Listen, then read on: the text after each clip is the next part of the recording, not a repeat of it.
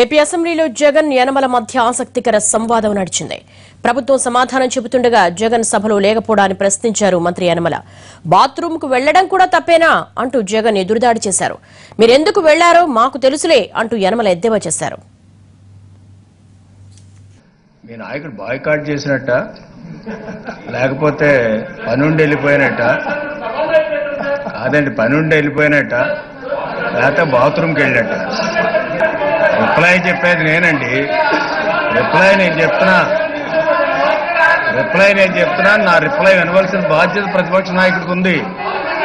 ఎందుకంటే ప్రతిపక్ష నాయకుడు బాయ్కాట్ చేసినట్ట, ప్రతిపక్ష నాయకుడు ఏదైనా పనుండి బయటికి పోయినట్ట, లేకపోతే బాత్రూమ్కి వెళ్ళినట్ట? చెప్పండి, మీరు ఏదో ఒకటి చెప్పండి. బాత్రూమ్ నలుగురు నేసుకుని వెళ్ళిపోయాడు బయటికి. అధ్యక్ష, నాకు తెలియదు అధ్యక్ష, ఇలా చూపించిపోవాలన్న సంగతి నాకు నిజంగా తెలియదు అధ్యక్ష. మీరు కొత్త సాంప్రదాయాన్ని పెట్టేటట్టుగా అయితే చంద్రబాబు నాయుడు గారు కూడా బయటకు ఎప్పుడన్నా వెళ్ళేటప్పుడు ఇలా చూపించిపోమని చెప్పండి అధ్యక్ష. యనమల రామకృష్ణుడు గారు కూడా చాలా సందర్భాల్లో ఉండరు, ఆయన కూడా ఇలా చూపించిపోమని చెప్పి మొదలు పెట్టండి అధ్యక్ష. కొత్త సాంప్రదాయానికి నేను కూడా తెలుస్తాను. ఇలా చూపించిపోవాలంటే అలాగే చూపించిపోదాం. ఏం మాట్లాడతారు? బాత్రూమ్కి వెళ్తే ముగ్గురు నలుగురు ఎందుకంటే కూడాను, బాత్రూమ్కి వెళ్తే ముగ్గురు నలుగురు కూడా పనేటి? ఆయన పుస్తకాలు పట్టుకుని అన్ని పట్టుకుని ఆయనతో పాటు ఇంకో నలుగురు పుస్తకాలు పట్టుకుని వెళ్ళిపోయారంటే ఎంత ఇర్రెస్పాన్సిబుల్ అపోజిషన్ మనకు అర్థమవుతుంది అధ్యక్ష. నిజంగా ఈ సభలో అందరికన్నా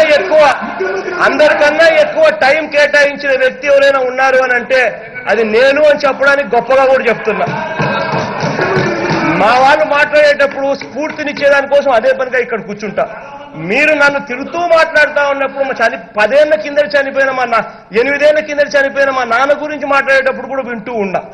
ఇంత చేస్తా ఉన్నా, ఓపికగా చేస్తా ఉన్నా, ఏదైనా కానీ కుక్కతోక వంకర అన్నట్టుగా ఖచ్చితంగా మాట్లాడాల్సిందే. ఆయన కావాలనే బయటకు పోయాడు. ఇంచేత నేను లేవగానే ఆయన బయటకు పోతున్నారంటే దాని అర్థం ఏంటి అధ్యక్ష? ఆయనతో పాటు నలుగురు పోయారు. పోవడం అనేటువంటిది ఇర్రెస్పాన్సిబుల్ అపోజిషన్ లీడర్ అని అంటున్నా. I once again repeat. ఇంచేతంటే ప్రభుత్వం ఈనాడు రిప్లై ఇవ్వడానికి రెడీగా లేస్తున్నప్పుడు మీరు పోతున్నారంటే ఏమర్థం చేసుకోవచ్చు? మీరు ఇలా అంటారా లేకపోతే ఇలా అంటారా మాకు తెలియదు అధ్యక్ష ఏమంటారో. కానీ మీరు పోయేటప్పుడు ఇంతకుముందు కూడా ఒకసారి జరిగింది. ఆ పాత్ర అక్కడ హైదరాబాద్ సభలో కూడా ఇలాంటి సంఘటనలు జరిగింది. ఈయన అధ్యక్ష, ఈయన వరండాలో లేదు. ఎంచేతంటే వరండాలో మైకులు లేవు. ఆయన రూముల్లోకి పోయాడు. ఆయన రూమ్లోకి పోయిన తర్వాత వీళ్ళు మెసేజ్ ఇచ్చారు, అదే ఇలాగే ఏదో విమర్శిస్తున్నారని. అంచేత మళ్ళీ వెనక్కి పరిగెట్టి రావడం జరిగింది అధ్యక్ష ప్రతిపక్ష నాయకులు. ఏదేమైనప్పుడు కూడా వచ్చారు, చాలా సంతోషం. వీళ్ళు మాట్లాడిన దాని మీద ఆయన రిప్లై ఇస్తా ఉన్నప్పుడు మళ్ళీ క్లారిఫికేషన్ వీళ్ళే మాట్లాడారు కాబట్టి వీళ్ళు ఇవ్వాలి. దీనికి ప్రతిపక్ష నాయకుడిగా నాతో ఏం పని అయ్యా నాకు అర్థం కాలంలా. నేనైనా ఉంటేనేమి,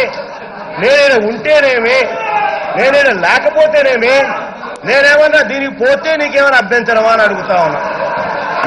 ఏమైనా ఇది వినేవాడుంటే ఏదైనా కానీ చెప్పొచ్చు అన్నట్టుగా, వినేవాడుంటే ఏదైనా చెప్పొచ్చు అన్నట్టుగా మాట్లాడడం ఏదైనా హద్దు పొద్దు ఏదైనా ఉండాలి అధ్యక్ష. ఏదైనా కానీ ఒక పద్ధతి ప్రకారం మాట్లాడాలంటే ఒక మీనింగ్, ఒక రీజనబిలిటీ అనేది ఉండాలి.